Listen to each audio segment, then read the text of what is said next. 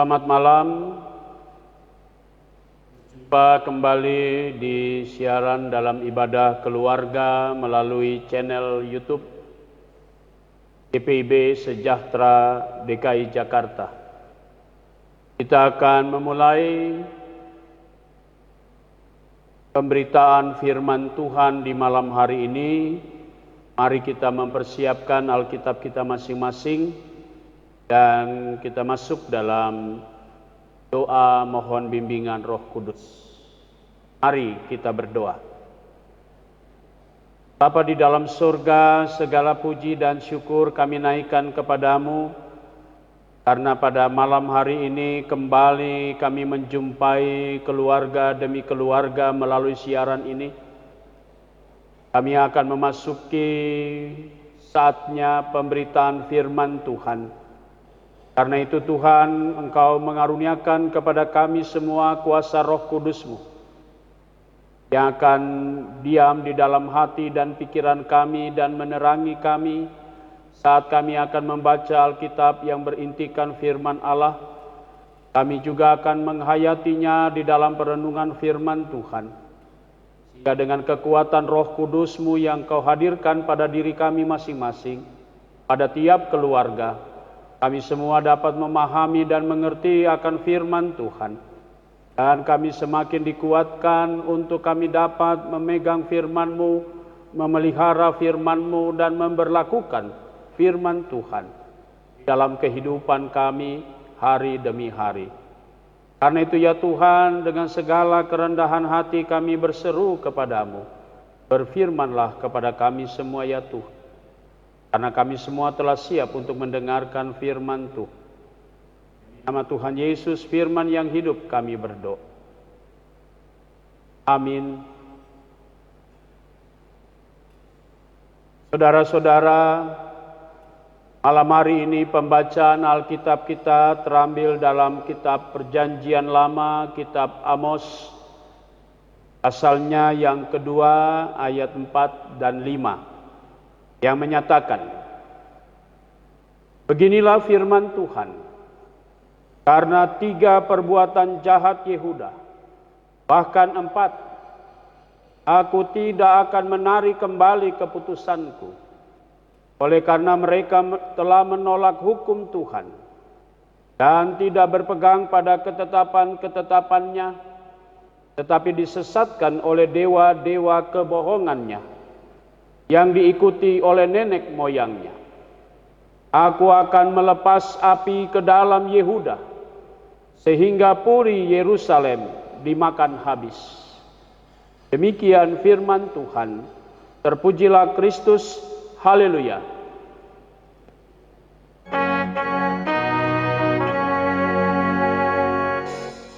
Haleluya. Haleluya. Haleluya.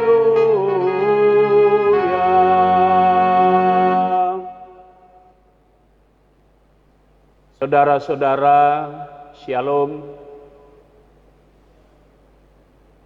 Tema dalam ibadah keluarga kita malam ini, sebagaimana yang tertulis di dalam Sabda Guna Krida, menolak Taurat, menolak keteraturan hidup. Mari kita coba kembali melihat dalam kenyataan hidup kita. Lalu kita juga mau telusuri makna, manfaat sebuah aturan yang dibuat, baik itu dalam suatu organisasi, apakah aturan atau peraturan yang dibuat dalam satu kelompok masyarakat, dalam satu kelompok orang-orang yang lebih besar lagi skopnya, satu wilayah, bahkan mungkin juga satu negara. Tentu punya alasan kenapa aturan itu harus. Tentu kita semua sudah mendengar dan kita juga bersepakat dan semua orang pasti setuju bahwa aturan itu dibuat untuk menata kehidupan baik dalam kelompok kecil maupun juga dalam kelompok yang besar, supaya setiap orang yang ada di dalam kelompok itu saling menghormati dan menghargai. Dan adanya aturan itu juga menuntun kita untuk lebih disiplin. Itu kata yang tepat. Saudara-saudara, kita juga di tengah-tengah keluarga tentu masing-masing keluarga punya aturan main. Dengan harapan setiap anggota keluarga harus mengikuti aturan itu. Dan sudah pasti ada sanksi dari kalau seandainya dalam satu kelompok, baik itu kelompok kecil maupun kelompok besar, kalau ada orang yang melanggar aturan tentu ada sanksi atau ada hukuman. Nah, saudara-saudara, kalau seandainya saya coba merefleksikan orang-orang dahulu, orang-orang tua kita dulu, kalau yang namanya tidak masuk gereja atau yang dulu kita kenal dengan sekolah minggu, itu kalau anak-anak tidak masuk sekolah minggu, itu punya sanksi. Sanksinya tidak boleh bermain keluar, itu orang tua dulu tuh sangat ketat. Jadi anak-anak harus ikut sekolah minggu. Siapa yang tidak sekolah minggu berarti stop di rumah, tidak boleh. Kalau bahasa sekarang ini lebih populer, dia langsung di lockdown, tidak boleh keluar. Kenapa? Apa manfaatnya aturan itu? Sudah tentu untuk mendisiplinkan pribadi kita yang ditata mulai dari perkara yang kecil sampai pada perkara yang besar. Dan kalau kita melanggar atau kalau kita tidak mengikuti itu, sanksinya pasti ada. Nah, saudara-saudara, saya tidak berpanjang lebar jauh sekali, tapi mari kita kembali kepada fokus bacaan kita. Amos seorang nabi yang hadir pada masa itu, lalu kemudian dia hadir sebelum pembuangan. Amos menyampaikan tentang hukuman Tuhan atas orang-orang Yehuda. Kita melihat ayat 4 dan 5 ini dikhususkan untuk orang Yehuda, yaitu Israel Selatan. Jadi kita tahu bahwa Israel itu terbagi dua, utara dan selatan. Selatan itu ibu kotanya Yerusalem, utara itu ibu kotanya Samaria. Nah, yang kita berbicara malam ini adalah Amos sedang mengkritik dan sedang menyampaikan hukuman Tuhan yang berlaku atas Israel Selatan. Dalam hal ini Yehuda. Apa yang akan terjadi? Ada sanksi di sana. Dikatakan begini, karena 3 perbuatan jahat Yehuda, bahkan 4, aku tidak akan menarik kembali keputusanku. Apa itu keputusannya? Ayat kalimat berikutnya. Oleh karena mereka telah menolak hukum Tuhan. Kalau kita bicara hukum atau ketika kita membaca setiap perkataan Nabi tentang hukum Tuhan, berarti konteksnya adalah Taurat. Atau dalam bahasa Ibrani disebut Torah. Torah artinya pengajaran. Jadi orang Israel menolak pengajaran. Mereka tidak mau diatur. Kalimat berikutnya dikatakan mereka lebih dengar dewa-dewa kebohongan. Saudara-saudara yang Tuhan Yesus kasihi, ini yang dengan jelas sekali kalau kita membuka atau membaca hukum Taurat, misalnya 10 hukum Taurat. Ya, di Keluaran pasal 20, di sana dikatakan, jangan ada padamu Allah lain di hadapanku. Itu hukum yang pertama. Jadi konsekuensinya apa dari pelanggaran itu? Apa hukumnya, apa sanksinya kalau orang Israel tidak taat? Dikatakan, aku tidak akan menarik kembali keputusanku. Apa hukumannya? Ayat 5. Aku akan melepas api ke dalam Yehuda sehingga puri Yerusalem dimakan habis. Itu hukuman. Itu akibat dari ketidaktaatan Israel. Saudara-saudara, kalau kita kembali pada penetapan Israel sebagai umat kepunyaan Allah. Lalu apa maknanya dari penetapan itu? Itu berarti Allah mau Israel menjadi umat pilihan Allah yang kemudian mereka hidup berdasarkan aturan Allah. Bukan karena mereka mau berjalan dengan kemauan mereka. Dan karena itu Tuhan pun juga tidak segan-segan untuk menghukum orang atau umat pilihan itu.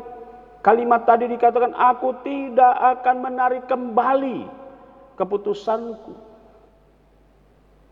Jadi saudara-saudara yang Tuhan Yesus kasihi, kalau kita mau katakan bahwa Tuhan tidak pernah kompromi dengan kesalahan. Siapapun dia, umat Allah, umat pilihan sekalipun, kalau dia melanggar titah peraturan, ya sama saja ada sanksi, dan itu tidak bisa ditawar-menawar.